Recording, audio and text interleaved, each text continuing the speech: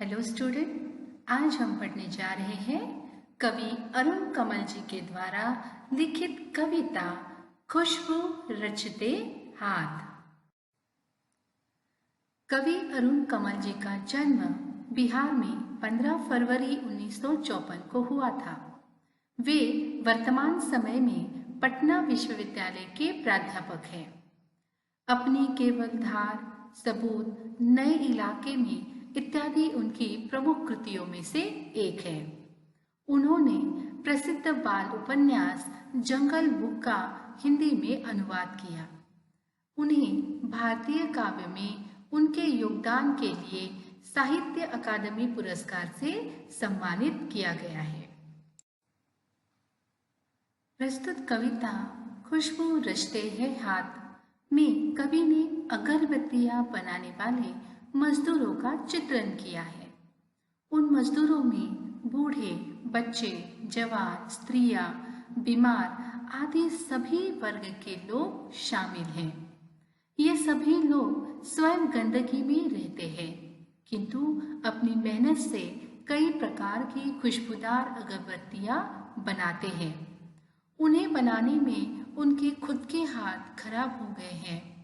उनके खुद के घर बदबू से भरे हुए हैं। इसी वजह से कवि ने अपनी विडंबना व्यक्त की है। उनके अनुसार एक और तो दुनिया के सभ्य लोग इन गंदे मोहल्लों में रहने वाले लोगों से घृणा, नफरत करते हैं, तो दूसरी ओर इन्हीं के गंदे हाथों द्वारा बनाई गई अगरबत्तियों को भगवान के सामने जलाकर अपनी इच्छा पूर्ति हेतु प्रार्थना करते हैं और अपने घर को सुगंधित बनाते हैं। परंतु दूसरों के घरों को सुगंधित बनाने वाले इन खुशबू रचने वाले हाथ अपने जीवन में कभी भी खुशबू नहीं बिखेर पाते हैं। तो मजदूर वर्ग के जीवन का चित्रण करने वाली कविता है खुशबू रचते हाथ। कई गलियों के बीच, कई नालों के पार, कूड़े करकट के ढेरों के बाद बदबू से फटते जाते हैं इस टोले के अंदर। खुशबू रचते हैं हाथ, खुशबू रचते हैं हाथ। नए शब्द है नालों अर्थात घरों और सड़कों के किनारे गंदे पानी के बहाव के लिए बनाया गया रास्ता या नालियां। कूड़े करकट अर्थात घर का रद्दी कचरा। टोले अर्थात छोटी बस्ती। कवि ने अपनी इन पंक्तियों में जीवन के कठोर यथार्थ को, जीवन की वास्तविकता को दर्शाया है। जिस प्रकार कमल कीचड़ में ही खिलते हैं, उसी प्रकार कवि ने बताया है कि वातावरण को सुगंधित कर देने वाली अगरबत्तियां गंदी झुग्गी एवं झोपड़ियों में बनाई जाती हैं। ऐसी बस्तियां जहां से गंदे नाले निकलते हैं, जहां पर कूड़े करकट का ढेर लगा होता है, बदबू से भरी गंदी बस्तियों में रहने वाले लोग ही खुशबूदार अगरबत्ती बनाते हैं। इसलिए कवि ने इस कविता में कहा है खुशबू रचते हैं हाथ। ये जो खुशबू रचने वाले लोग हैं, जो मजदूर वर्ग है, जो दूसरों के घरों को सुगंधित करते हैं, परंतु उनके हालात बहुत ज़्यादा खराब है। वो जिस स्थान पर रहते हैं वो स्थान बदबू से भरा हुआ है, जहाँ स्वच्छता का नामो निशान तक नहीं है। वे मजबूर हैं क्योंकि उनकी आर्थिक स्थिति इतनी अच्छी नहीं है कि वे अपने आप को एक अच्छे और स्वच्छ वातावरण में रहने के लायक बनाए। इसके पीछे कौन है, इसके बारे में हमें सोचना होगा कि इन लोगों के सामाजिक जीवन को, आर्थिक जीवन को ऊंचा उठाने के लिए हम सबको कुछ न कुछ प्रयत्न करना पड़ेगा। इसी ओर इस कविता के माध्यम से कवि ने हमारा ध्यान आकर्षित करने का प्रयास किया है। उभरी नसों वाले हाथ, घिसे नाखूनों वाले हाथ, पीपल के पत्ते से नए नए हाथ, जूही की डाल से खुशबूदार हाथ, गंदे कटे फिटे हाथ, जख्म से फटे हुए हाथ, खुशबू रचते हैं हाथ, खुशबू रचते हैं हाथ। कवि कहते हैं कि अगरबत्ती बनाते बनाते अधिकतर कारागिरों के हाथ घायल हो गए हैं। किसी कारागिर के हाथों की नसें उभरी हुई दिखाई दे रही हैं, तो किसी के नाखून अगरबत्ती बनाते बनाते घिस गए हैं। वहीं दूसरी ओर नए नए बच्चे जिन्होंने अभी अभी अगरबत्ती बनाना शुरू किया है, उनके हाथों को कवि ने पीपल के पत्ते की तरह नाजुक हाथ कहा है, क्योंकि उनके हाथ बहुत ही मुलायम और नाजुक प्रतीत होते हैं। उन्हीं बच्चों में कुछ लड़कियां भी हैं। उनके हाथों को कवि ने जूही की डाली की तरह नाजुक हाथ कहा है, क्योंकि वे बहुत ही पतले और बहुत ही नाजुक हाथों वाली लड़कियां हैं। परंतु उनकी विडंबना ये है, उनकी परेशानी ये है कि अपने घर के बुजुर्ग माता पिता की तरह घर के बच्चों को भी अब यही काम करना पड़ रहा है, क्योंकि घर के आर्थिक हालात इतनी खराब हैं कि इन बच्चों को भी, नाजुक नाजुक मुलायम से हाथों वाले बच्चों को भी यही काम करना पड़ रहा है। ये बहुत बड़ी विडंबना इस कविता के माध्यम से कवि ने बताई है।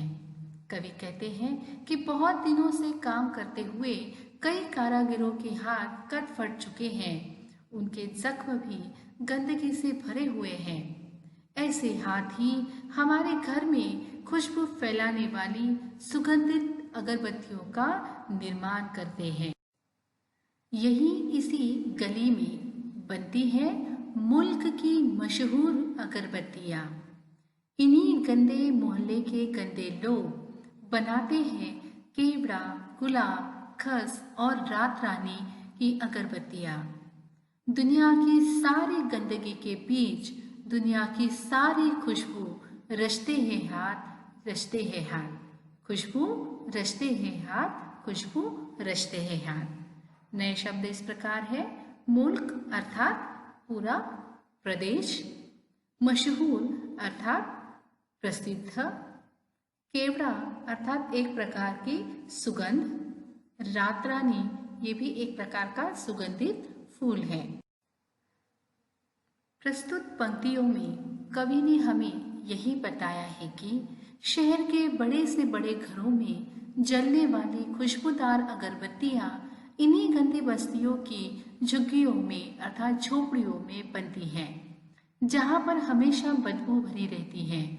चाहे कोई भी मशहूर अगरबत्ती हो, जैसे केवड़ा, गुलाब या रात रानी की सुगंध वाली अगरबत्तियां, सभी यही इस गंदी बस्ती में रहने वाले गंदे लोगों के गंदे हाथों से बनाई जाती हैं। ये मजदूर इसी पर अपनी रोजी रोटी, अपना घर परिवार का खर्च चलाते हैं, परंतु इस काम को करते करते उन्हें उतनी आमदनी नहीं हो पाती जिससे वह अपने घर के आर्थिक हालात को सुधार सके और अपने आप को एक बेहतर जिंदगी दे सके। ये साथ ही साथ यहाँ पर बाल मजदूर इस समस्या के बारे में भी कवि ने बतलाया है, क्योंकि यहाँ पर न केवल बड़े और बुजुर्ग बल्कि घर के छोटे छोटे बच्चे भी, जिन्हें स्कूल में जाकर शिक्षा लेनी चाहिए, वे भी इस काम को करने के लिए मजबूर हैं, क्योंकि उनकी आर्थिक स्थिति सही नहीं है। इसीलिए कवि कहते हैं कि जो दूसरों के घरों को महकाने के लिए खुशबूदार अगरबत्तियों का निर्माण करते हैं, परंतु वे अपने जीवन को कभी खुशबूदार या सुगंधित नहीं बना पाते, अर्थात अपने आप को एक बेहतर जिंदगी वह नहीं दे पा रहे हैं।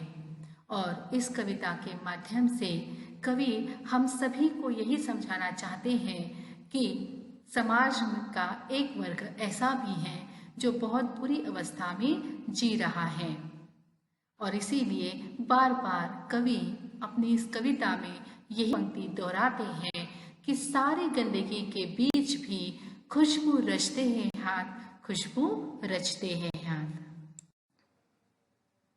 पठित कविता पर प्रश्न चर्चा।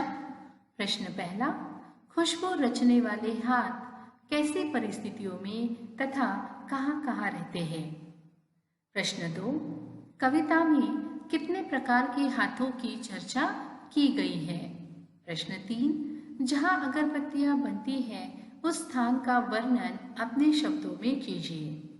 प्रश्न 4, आपके विचार से इस कविता को लिखने के पीछे कवि का क्या उद्देश्य है, लिखिए। प्रश्न 5, कवि ने हाथों का वर्णन करने के लिए कौन कौन से विशेषणों का प्रयोग यहाँ किया है। आशा करती हूँ कि इन सभी प्रश्नों को आप अच्छी तरीके से हल कर पाएंगे। धन्यवाद।